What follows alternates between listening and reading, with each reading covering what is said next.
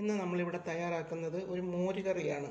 അപ്പോൾ മോരുകറി നമ്മൾ ഉണ്ടാക്കുന്നത് പപ്പരങ്ങ വെച്ചാണ്. പപ്പരങ്ങ എന്ന് പറഞ്ഞാൽ പലരും ഓമയ്ക്ക, പപ്പായ പല പേരിൽ പറയും.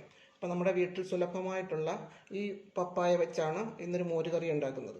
ഈ മോരുകറി നമ്മൾ വെള്ളരിക്ക കൊണ്ടുണ്ടാക്കുന്ന മോരുകറിയേക്കാളും ഏത്തക്ക കൊണ്ടുണ്ടാക്കുന്ന മോരുകത്തിനേക്കാളും എല്ലാം വളരെ ടേസ്റ്റിയാണ്. കുട്ടികൾക്ക് ഒത്തിരി ഇഷ്ടപ്പെടുന്ന ഒരു കറിയാണിത്. ഇതുണ്ടെങ്കിൽ ചോദിച്ച് ചോറ് വാങ്ങിച്ച് കഴിക്കും, അത്ര ടേസ്റ്റി ആയിട്ടുള്ള ഒരിതാണ്. അപ്പം നമുക്കിവിടെ സുലഭമായിട്ട് കിട്ടുന്നതുമാണ്. അപ്പോൾ എല്ലാവരും ഒന്ന് ട്രൈ ചെയ്ത് നോക്കണം. നമുക്കിനിയും എങ്ങനെ ഇത് ഉണ്ടാക്കുന്നത്, ആദ്യം പപ്പരങ്ങ വൃത്തിയാക്കി കഷ്ണങ്ങളാക്കി എടുക്കാം. പപ്പരങ്ങ നമ്മൾ അരിഞ്ഞു വെച്ചു.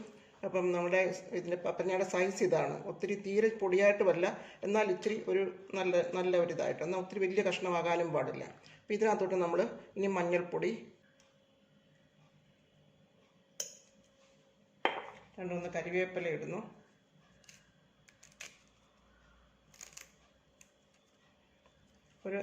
ഒത്തിരി വെള്ളം വേണ്ട, ഒരു 1/2 കപ്പ് വെള്ളം. വെള്ളം നീണ്ടുപോയാൽ അതിൻ്റെ ടേസ്റ്റ് പോകും.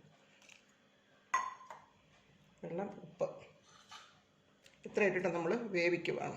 ഇനി അത് വേകുന്ന സമയം കൊണ്ട് നമുക്കിതിന് വേണ്ട തേങ്ങ അരച്ചെടുക്കാം. അതിന് വേണ്ടത് ഏതാണ്ട് ഒരു അരമുറിയുടെ അര തേങ്ങ, ഒരു 5-6 ഉള്ളി, ഓരോരുത്തരുടെ എരിവിനനുസരിച്ച് കാന്താരി, ജീരകം, ഒരു നുള്ള് ജീരകം, ഇത്രയും നല്ലതായിട്ട് അരയണം. നല്ലതായിട്ട് അരച്ച് നമുക്കെടുക്കാം. നമ്മുടെ പപ്പരങ്ങ നല്ലതുപോലെ വെന്തിട്ടുണ്ട്, നല്ല വെന്തുടഞ്ഞ് ഇതുപോലെ വേകണം, നല്ല സോഫ്റ്റായിട്ട് വരണം. ഇപ്പം നമ്മൾ അതിലേക്ക് തേങ്ങ അരച്ചത് നമ്മളിതിലേക്ക് ചേർക്കുവാണ്. നമ്മൾ ആവശ്യത്തിന് വെള്ളം ഒഴിച്ച് നമ്മൾ ഇളക്കുക. ഉപ്പ് പോരയ്ക്ക് കുറച്ച് ഉപ്പും കൂടെ ഇടണം. ഇനി നമ്മൾ തൈര് ഒഴിക്കുവാണ്. തൈര് ഒത്തിരി നീണ്ടു പോകരുത്, ഒരുമാതിരി നല്ല കുറുകിയിരിക്കുന്ന രീതിയിൽ നമ്മൾ ഒഴിക്കുക.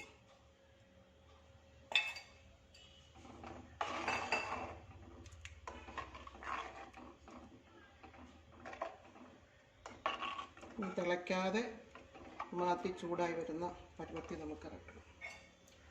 ഇപ്പം നമ്മൾ നല്ലപോലെ ചൂടായിട്ടുണ്ട്. ഇപ്പം നമ്മൾ സ്റ്റവ് ഓഫാക്കുവാണ്. ഇനി കടുക് പൊട്ടിക്കാം.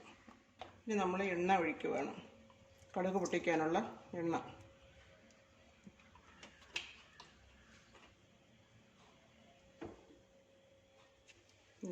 എണ്ണ ചൂടായിട്ടുണ്ട്, കടുക് ഇടുകയാണ്.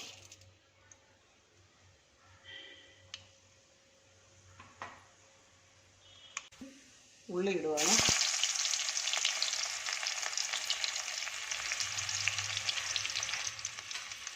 മുളക് ഇടുവാണ്.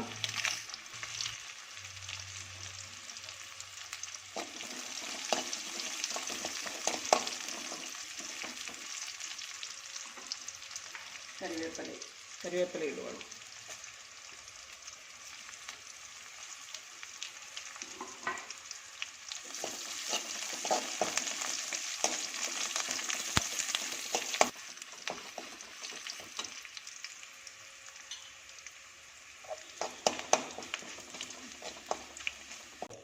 അപ്പോൾ നമ്മുടെ മോരുകറി റെഡിയായി.